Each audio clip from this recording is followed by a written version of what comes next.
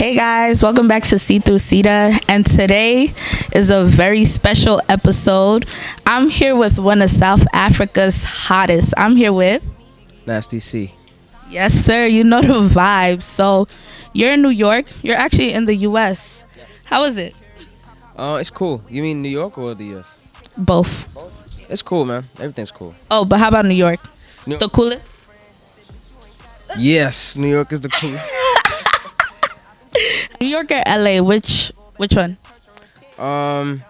See, it kind of depends what kind of mind space I'm in. Right now, I'm trying to finish an album, so I need to be somewhere where there's not too much going on, where I could just kind of duck off and be somewhere where I could look out and, take the air in and stuff. So I will say LA right now, but like when it's time to get mixy and be outside and stuff like that, New York definitely. You know the vibes. We always outside. Tell us more about yourself. Let the people know, like, what do you do? I rap, I write songs, I produce. I'm an artist, all-around artist. I do a whole lot of stuff, man. I draw too. I create like characters, like 3D animation, also a little bit. Yeah. So far, you have what, 3 albums? How has that been for you? It's been amazing, man. It's been one hell of a journey. Every time I drop an album, it's always like something very different. It's always themed different. It's always like a capsule of the past, I think 2 years or something like that. All my albums come in like 2 or 3 year intervals, so it's always like bundling up everything that happened in those 2 years and stuff like that. It's always an experience, man. And also putting it out there, it's always something different, so I always get like a different kind of feedback from my fans. It's always exciting. Not only are you a musician, artist, you also act a little, right? Oh no, I don't. Come on, you were in Blood and Water for like 3 seconds.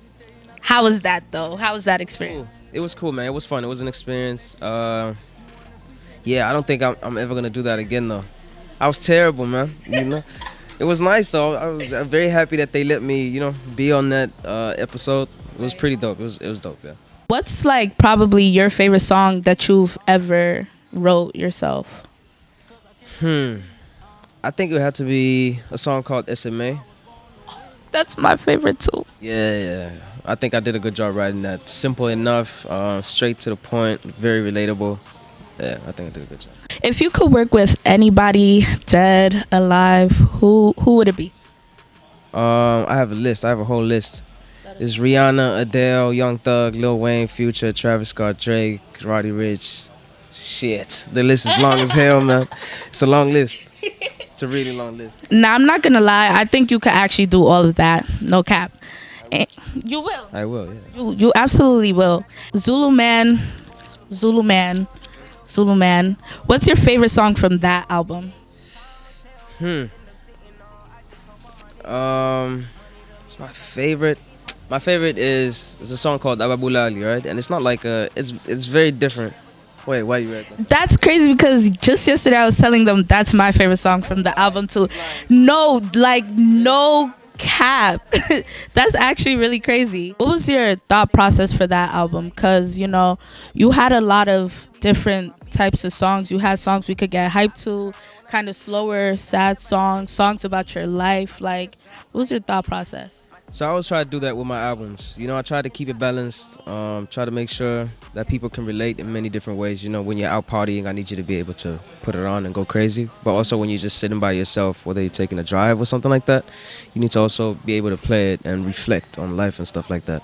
That's how I approach every single one of my albums. But with that one specifically, I wanted it to have like a touch of my culture a little bit, hence the title, the artwork, and some of the instrumentation in there. You know what I mean? Especially that song, Ababulal. Yeah, so that was that. So, did you know that I could kind of sing too? Yeah. Do you want to hear me? Do you have a specific Nasty C song you want to hear me sing? No, go crazy. It doesn't have to be my song. All right.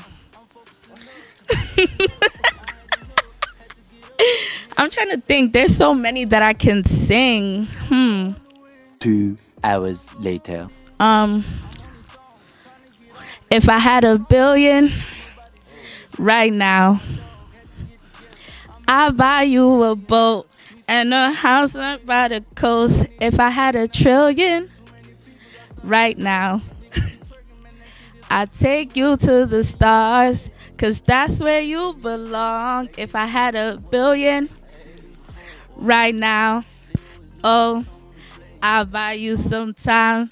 When your friends could reconcile. If I had A trillion? Is that what I said? yeah, right now. Oh, all right. But how would you judge? How would you judge it? Nah, that Hey. was dope. That was dope, man. That was special. Thank you so much for the interview. This is actually a very special interview. Let me show you something real quick, real quick, real quick. It's crazy because I'm actually very excited for this interview because you're actually like, This is dope as I'm, hell. Really? She was let me nervous? tell you, She nervous at all? I am. So look, October 3rd, 2020. Who's your favorite singer? Nasty C. Oh man. So this is like I guess I'll say like a full circle moment because I've been my favorite artist for a long time and I'm interviewing now, so like this is a vibe. Thank you for accepting this interview, for real. I really appreciate you a lot. Thank you. I appreciate you. All right, so that's it. That's the time with Nasty C. Thanks for tuning in.